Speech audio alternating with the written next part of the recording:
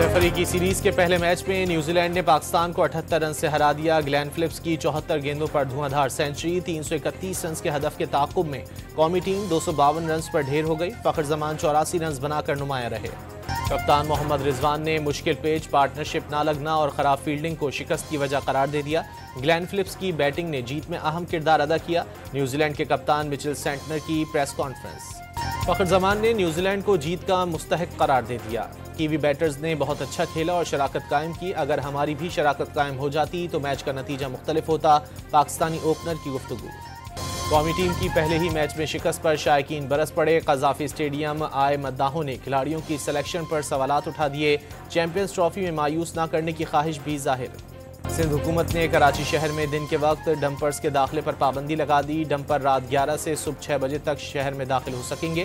बड़ी गाड़ियों और ड्राइवर्स की फिजिकल वेरिफिकेशन और महकमा ट्रांसपोर्ट का QR कोड लाजिम करा। कराची के इलाके कोरंगी इब्राहिम हैदरी में गलत समत से आने वाले डंपर ने मोटरसाइकिल पर सवार 3 अफराद को कुचल दिया।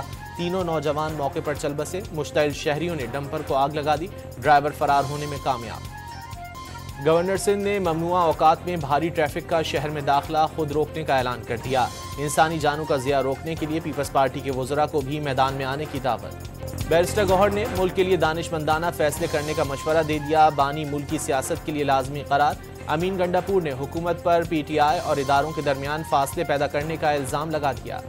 अता तारड़ का PTI का धांधली का बयानिया दफन होने का दावा। अवाम ने यौम सियाह की कॉल मुस्तरद कर दी। मुल्क के दिवालिया होने की शर्तें लगाई जाती थीं। 1 साल की कारकर्दगी के बाद आज तामीर और तरक्की का दिन मना रहे हैं। वफाकी वज़ीर इत्तलात का लाहौर में इज्तिमा से खिताब। कराची में MQM पाकिस्तान का तंजीमी मामलात की तकसीम पर एहतजाज। बहादुराबाद में मुजाहिरीन का पार्टी फैसले गवर्नर हाउस में किए जाने का दावा।